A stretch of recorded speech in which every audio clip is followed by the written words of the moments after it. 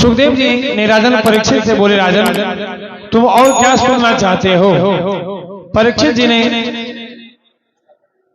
पूछा कि गुरुदेव, भगवान लीला संपन्न करके धराधाम कैसे गए, अपने धाम को कैसे गए, कृपा विस्तार पूर्वक बताइए। और सुखदेव जी कहते हैं, राजन एक दिन भगवान श्री कृष्ण ने विचार किया कि 56 करोड़ का मेरा परिवार हो गया। उनको लगता था कि कहीं मेरा परिवार ही पृथ्वी का बोझ न बन जाए, इसलिए अपने पुत्रों को सुंदर उपदेश देते हैं। बिगड़ने का 4 लक्षण होता है। क्या? तो पहला नंबर कि सुंदर स्वरूप, सुंदर स्वरूप का होना बिगड़ने का पहला लक्षण।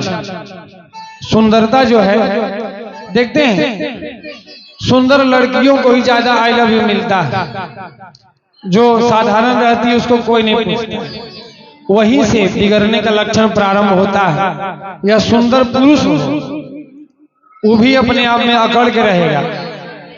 हाँ, तो कृष्ण जी कहते हैं कि बिगड़ने का पहला लक्षण सुंदर स्वरूप। दूसरा, युवा अवस्था, युवा अवस्था में भी बिगड़ने का ज्यादा संभावना रहता है। तीसरा, अधिक संपत्ति का होना, अन्याय करके धन अर्जित किया हो, उसके बेटा का बिगड़ने का चांस ज्यादा रहता है। और सत्ता का मिल जाना, मतलब बड़ा पद मिल जाना, यह 4 लक्षण बिगड़ने का है। तो देखो पुत्रों, तुम सब याद रखना कि साधवो हृदय मह्यम, मैं साधुओं के, संतों के, ब्राह्मणों के हृदय में निवास करता हूं। इसलिए संत ब्राह्मणों का कभी अपमान मत करना। कृष्ण जी जानते हैं बार बार ऐसा क्यों समझा रहे हैं कि ब्राह्मण के श्राप से ही उनका वंश नष्ट होने वाला है। तो भगवान भी ब्राह्मणों को इतना मानते हैं। भगवान भी कहते हैं, विप्र प्रसादात धरणी धरोहम, विप्र प्रसादात कमलावरोहम, विप्र प्रसादात अजिता जितोहम, विप्र प्रसादात मम राम नाम। कहते हैं विप्र के आशीर्वाद से ही हमने पृथ्वी को धारण किया, और विप्र के ही, ब्राह्मण के आशीर्वाद से हमने लक्ष्मी को प्राप्त किया, और विप्र के ही आशीर्वाद से हमने रावण जैसे योद्धाओं पर विजय प्राप्त कर लिया, और विप्र के ही आशीर्वाद से हमारा नाम राम पला है। इसलिए हे पुत्रों, कभी भी ब्राह्मण का अपमान नहीं करना। अब देखिए, एक दिन संतों की टोली द्वारकाधीश के दरबार में आए, उसमें दुर्वासा ऋषि भी थे, और संतों को वहीं सामने बगीचे में आसन लगाया गया, संतों की मंडली बैठी। तो प्रत्येक दिन जो ब्राह्मणों को ब्राह्मणों का प्रशंसा करते थे, तो बच्चे लोग जो थे उनके मन में बड़ा ये हुआ, ये पिताजी हमेशा पंडित जी के बड़ाई करते रहते हैं। अब देखिए क्या हुआ कि शाम जो जामवती के पुत्र थे, उनके बेटे के पेट में कपड़ा लपेट दिया गया। सभी बच्चों ने मिलकर साड़ी पहना दी गई, गर्भवती महिला का रूप दे दिया। अब बच्चा लोग सोच रहा है कि चलो पंडित जी सबका परीक्षा लेते हैं कि कुछ आता जाता है कि खाली ऐसे मालपुआ खीर पाते रहते हैं। गया और कह रहा है, महाराज बताइए कि हमारे भाभी जी के पेट में लड़का है या लड़की है? दुर्वासा जी बोले, रे बच्चों जाओ खेलो। लेकिन काहे तो ये सब मानेगा कि महाराज आपको आता जाता कुछ नहीं, खाली बस खीर मालपुआ मिलते रहता है, पाते रहते हैं। अब इतना में दुर्वासा जी का क्रोध का पारावार नहीं। रे मूर्ख कहेगा, हो तो तुम श्री कृष्ण का पोता है, लेकिन इतना भी ज्ञान नहीं है। अभी मैं बताता हूं क्या होगा। जाओ, इसके गर्भ से लोहे का मूसल पैदा होगा और उसी मूसल से तुम्हारा वंश का विनाश हो जाएगा। जाओ। अब इतना कह दिए तो बच्चे सब तो डर कर भाग गए। जब साड़ी हटा कर देखा गया तो सचमुच लोहे का एक मूसल हो गया। अब यह सूरसेन जी को पता चला, वह खूब डांटे कि रे मूर्खों, संत ब्राह्मणों से तुमने ऐसा अभद्र मजाक किया,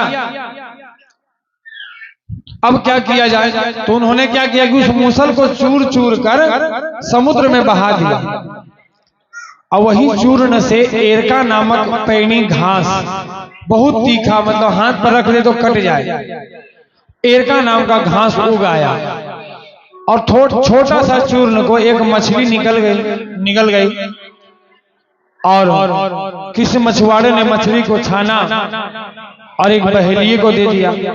उस बहेलिए ने उस लोहे के चूर्ण को अपने बाण में लगा लिया। अब इस प्रकार से सांप लग गया।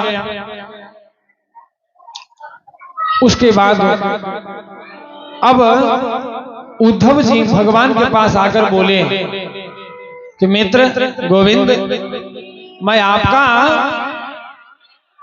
व्यवहार से देख रहा हूं कि आप अब अपना लीला संपन्न करने वाले हैं।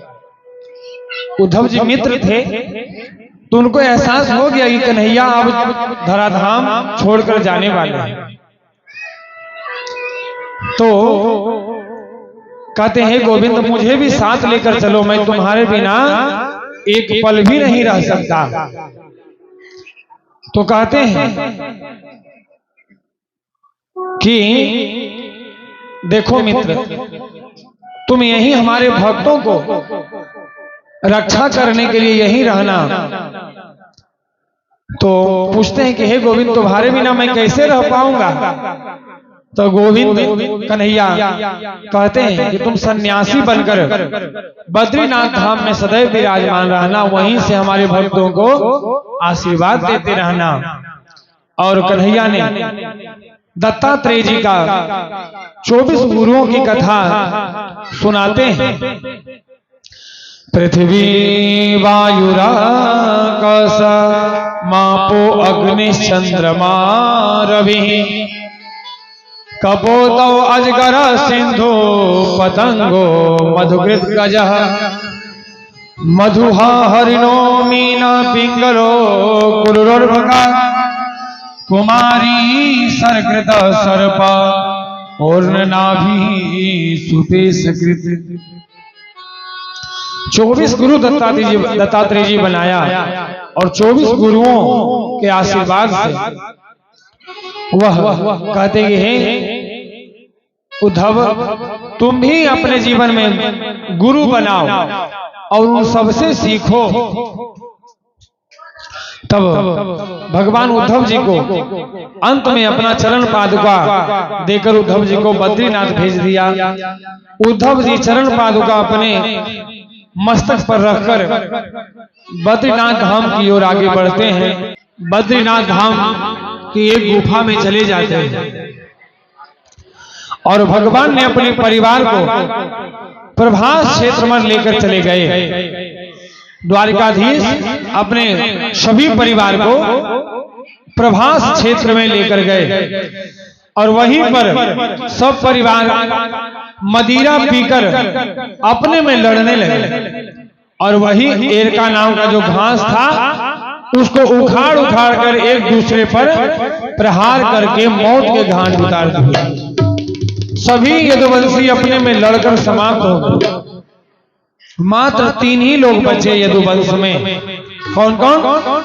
एक उद्धव जी, दूसरा दारुक नाम के सारथी और भगवान श्री कृष्ण के प्रपौत्र वज्रनाभ, यह तीन ही लोग बच गए, बाकी सब अपने में समाप्त होकर स्वर्ग सिधार गए। बलराम जी अपना शेष रूप धारण करके क्षीर सागर में चले गए और कन्हैया एक वृक्ष के नीचे विश्राम कर रहे थे और एक वही बहेलिये ने किसी जानवर को जानकर, पशु जानकर बाण चला दिया और वह बाण भगवान श्री कृष्ण के चरणों में आकर लगा। जब वह बहेलिया देखा तो वह पीट पीट कर रोने लगा, चिल्लाने लगा। तब गोविंद बोले, तुम रो मत, तुमने हमारे इच्छा से ही बाण चलाई है, इसलिए तुम भी हमारे धाम को चले जाओ। और उस बहेलिये को भी गोविंद अपने वैकुंठ धाम दे दिए। और भगवान ने दारुक सारथी को बुलाकर कहा कि द्वारका जाकर सभी को कह दो कि आज से 7वें दिन द्वारकापुरी समुद्र में डूब जाएगी। वह और यह कहकर भगवान गोविंद अपने परम धाम को चले जाते हैं और द्वारकापुरी में सब समाचार पहुंच जाता है कि 7वें दिन यह द्वारिका पूरी डूब जाएगी। तिरोधाय प्रविष्टोऽयं श्रीमद्भागवतार्णवम् तेनेयं वाङ्मयी मूर्ति प्रत्यक्षा वर्तते हरे। और भगवान कृष्ण के शरीर से एक दिव्य ज्योति निकली और भागवत जी में आकर समाहित हो गई। इसलिए भगवान के वाङ्मयी मूर्ति श्रीमद् भागवत जी है।